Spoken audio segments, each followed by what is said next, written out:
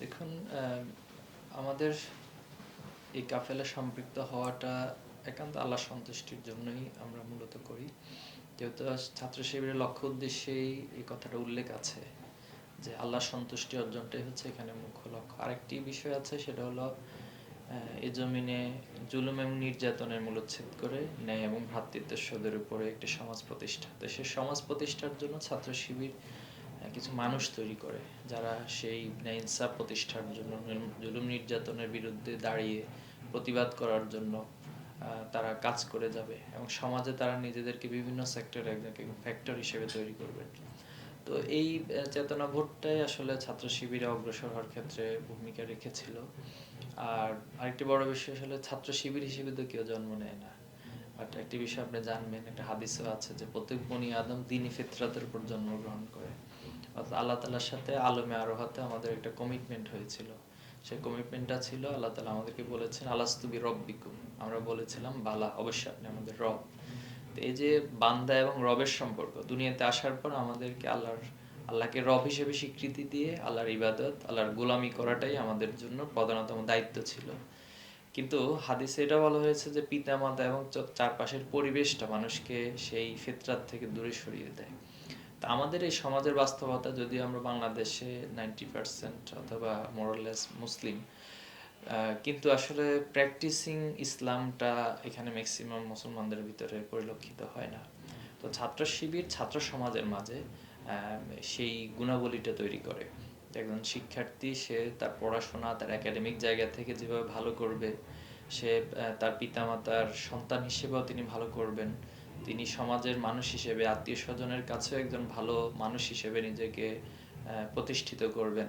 পাশাপাশি তিনি তার আল্লাহর প্রতি দায়বোধের জায়গা থেকে একজন গোলাম হিসেবে, প্র্যাকটিসিং মুসলিম হিসেবে নিজেকে গড়ে তুলবেন।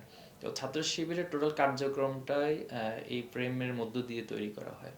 তো এই জিনিসগুলো আসলে অনুপ্রাণিত করেছিল যে একটি সামগ্রিকভাবে একজন মানুষকে যে তৈরি করার পদ্ধতি, এই পদ্ধতি দেখে এবং এই পদ্ধতি অনুপ্রাণিত হয়ে ছাত্র শিবিরের সাথে আমার সম্পৃক্ত হওয়া এবং এ পর্যন্ত পৌঁছানো। মওদুদের সাহিত্য শিল্পকর্ম আপনাকে কতটা ভালো লাগা তৈরি করেছে? না, ডেফিনেটলি মাওলানা মওদুদি একজন ইসলামিক স্কলার।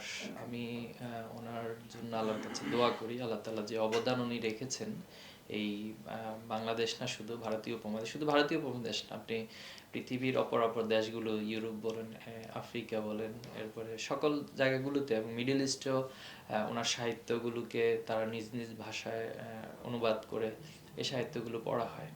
তো মাওলানা মওদুদির সবচেয়ে একটা বড় বিষয় হলো তিনি একটি পুনরুজ্জীবনের কাজটা করেছেন, একটা রেনেসাঁ তৈরি করেছেন চিন্তার জগতে, কাজের জগতে, উপমহাদেশে ইসলামিক দলগুলোর মধ্যে এবং মুসলমানদের মধ্যে।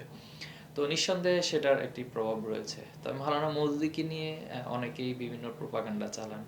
আমি এই জায়গা থেকে বলবো, আসলে দেখুন, মানুষ হিসেবে ব্যক্তির হয়তো 100% সহি এটা কেউ দাবি করতে পারে না। শুধু নবী রাসূল বা আল্লাহ তাআলা যারা সালেহীন বান্দা ছিলেন, তাদের জন্য বিষয়টা, প্রেক্ষাপটটা ভিন্ন। কিন্তু একজন মানুষ হিসেবে 100% কেউ ভুলের ঊর্ধ্বে, এটা কেউ কখনো দাবি করতে পারে না। তো মাওলানা মওদুদির মধ্যে কোনো বিষয়ে যদি কেউ ত্রুটি পেয়ে থাকেন, আমার মতে সেটা সংশোধন। কিন্তু একটা মানুষ যদি সাপোজ 98টা ভালো কাজ করলো অথবা 98টা বিষয়ে তিনি অবদান রেখেছেন, দুটি বিষয় হয়তো প্রেক্ষাপটের কারণে কারো প্রশ্ন থাকতে পারে, কিন্তু এই দুটি প্রশ্নের কারণে কি 98টি বিষয়কে আপনি অস্বীকার করবেন, তার অবদানকে তুচ্ছ-তাচ্ছিল্য করবেন? তো এটি আমি যারা করেন তাদেরকে অনুরোধ করব। এবং এই প্রজন্ম, বিশেষ করে আমাদের এই জেনারেশন এবং আমাদের আগের জেনারেশন, ইসলামের যে রেনেসাঁ, এই পুনর্জাগরণের যে একটা চিন্তার বিপ্লব, এটি মাওলানা মওদুদির সাহিত্যে যথেষ্ট উপস্থিতি আমি পেয়েছি।